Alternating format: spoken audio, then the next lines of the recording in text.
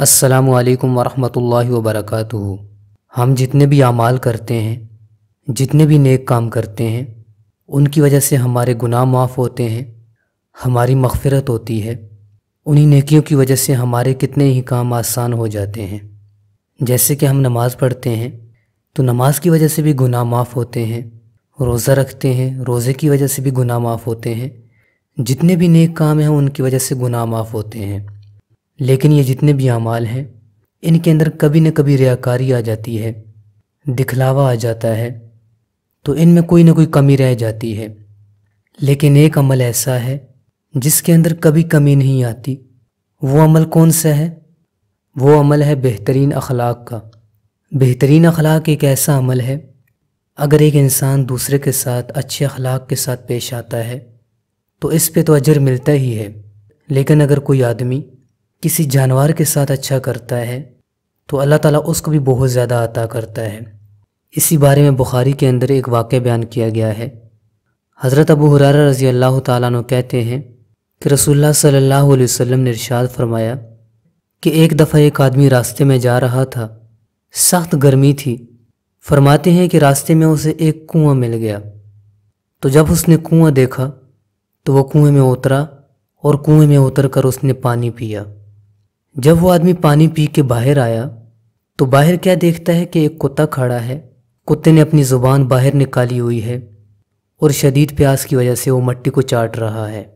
یعنی کتے کو اتنی پیاس لگی تھی کہ اس کو پانی نہیں مل رہا تھا، تو اس وجہ سے وہ مٹی کو چاٹ رہا تھا۔ فرماتے ہیں کہ اس آدمی نے کہا کہ جیسے مجھے پیاس لگی ہوئی تھی اسی طرح اس کتے کو بھی پیاس لگی ہوئی ہے۔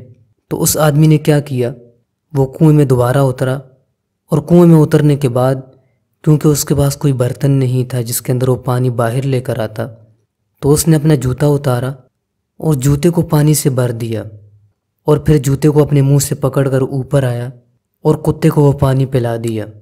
اور یہ کام کرنے پر اس نے اللہ تعالیٰ کا شکر ادا کیا کہ اے اللہ تیرا شکر ہے کہ میں نے خود بھی پانی پی لیا اور اس کتے کو بھی پلا دیا۔ تو حدیث میں آتا ہے کہ اللہ تعالیٰ نے اس کے اس عمل کو قبول کر لیا اور اللہ تعالیٰ نے اس کی بخشش کر دی، اس کو معاف فرما دیا، اس کی مغفرت کر دی۔ تو صحابہ اکرام نے آپ صلی اللہ علیہ وسلم سے عرض کیا کہ اے اللہ کے رسول صلی اللہ علیہ وسلم، کیا ہمیں جانوروں کا ثواب بھی ملتا ہے؟ تو آپ صلی اللہ علیہ وسلم نے ارشاد فرمایا، ہر جاندار کا ثواب ملتا ہے۔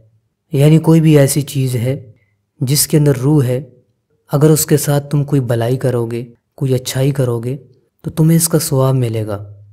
تو دیکھیں کسی کتے کے ساتھ، کسی جانور کے ساتھ اگر کوئی آدمی بلائی کرتا ہے تو اس کی مغفرت ہو سکتی ہے۔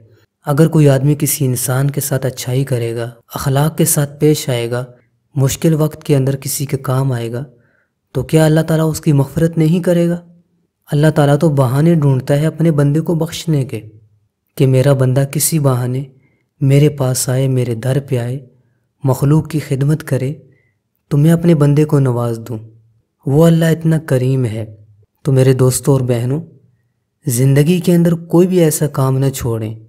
یہ چھوٹے چھوٹے کام ہوتے ہیں جنہیں ہم کچھ بھی نہیں سمجھتے اور ہم انہیں حقیر سمجھ کر چھوڑ دیتے ہیں، لیکن کیا پتہ قیامت کے دن اللہ تعالیٰ انہی کی وجہ سے ہماری بخشش فرما دے۔